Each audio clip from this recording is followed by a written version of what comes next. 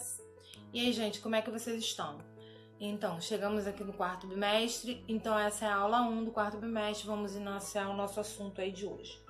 O assunto que eu vou explicar para vocês hoje, o principal deles é Passive Voice e Active Voice. O que significa isso? Vocês provavelmente já estudaram isso em português. Vou dar um exemplo aqui para que vocês se localizem aí. Voz ativa é quando o sujeito que está lá no início da frase, ele pratica a ação. Então, assim, ele pegou o livro de matemática. Essa é a voz ativa. Ele, tá dizendo que ele pegou.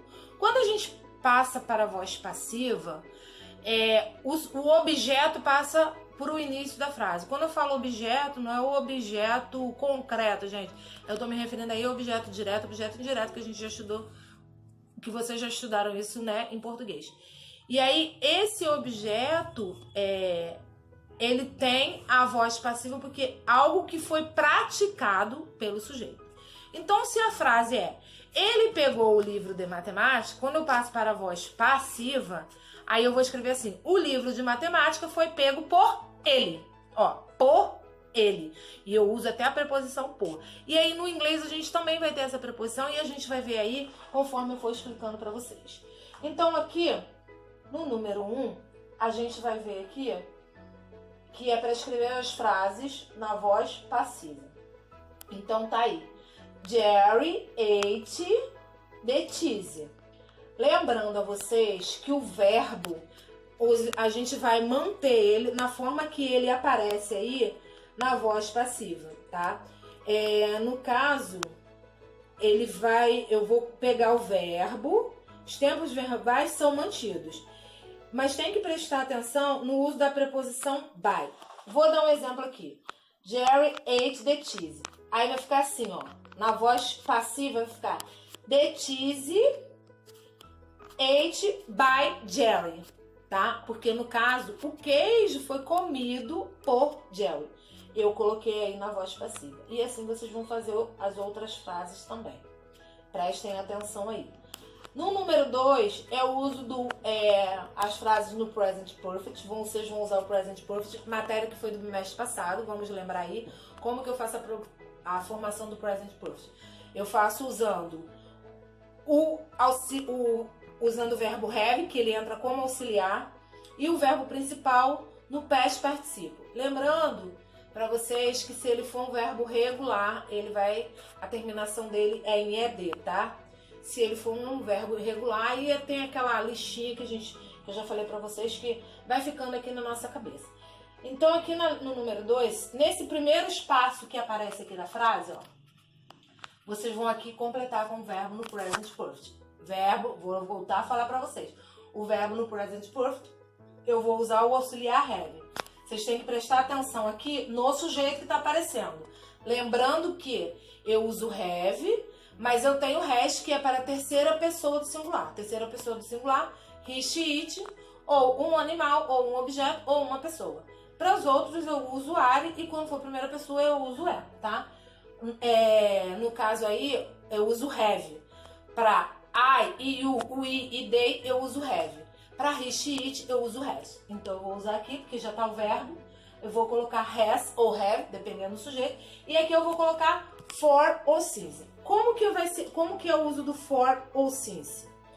O for expressa um período de tempo que já se estendeu até o presente. E o sim que se estende até o presente, até o momento que... Agora, o since é uma ação que começou um momento específico e continua até o momento por um bom tempo ainda e pode continuar à frente. Por exemplo, às vezes vocês veem assim numa fachada de algum prédio, né? Since 1891. Então tá lá, desde 1891 que aquele prédio está em funcionamento. E aí eu uso since. Agora, o for eu uso quando é um período determinado. Ele já foi naquele período e terminou. Quando eu termino de falar a frase, o tempo dele já acabou, tá? Geralmente aparece quando aparece um ano determinado, né?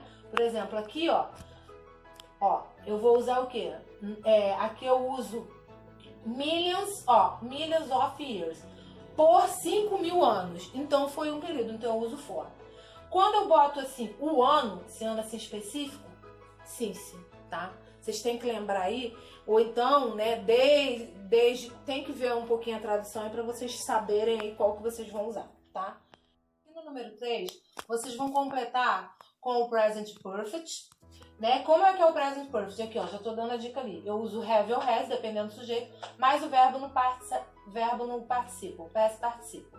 Ou no simple past, que é o ed, ou se for um verbo regular. Só que preste atenção no que eu vou falar para vocês agora.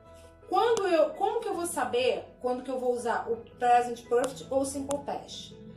Para eu usar o present perfect, é uma ação que começou no passado, mas ainda está acontecendo, tá? Quando eu uso o simple past, é uma ação que já foi concluída, ela começou e já terminou. Então vocês têm que ver aí na frase, né? Porque às vezes vai até aparecer o advérbio lá que eu falei para vocês, since, ou então o for, e a gente ainda tem o I go também. Esse I go, ele indica uma ação que aconteceu no passado por um tempo determinado. Eu indico o tempo determinado, por exemplo, há 2 anos atrás. Então eu determinei o tempo que isso aconteceu, mas foi lá no passado. Há 2 semanas atrás, foi no passado. Se aparecer esse advérbio I go, eu vou usar o verbo no simple past. Se aparece for ou since, eu uso o present perfect, tá, gente? Então, preste atenção nessa dica que esses pronomes aí são importantes.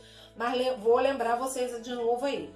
Para eu usar o verbo no present perfect, que é que eu estou pedindo, ou present perfect, ou past participle, né? Que de qualquer maneira vocês vão ter que entrar aí com um auxiliar aí.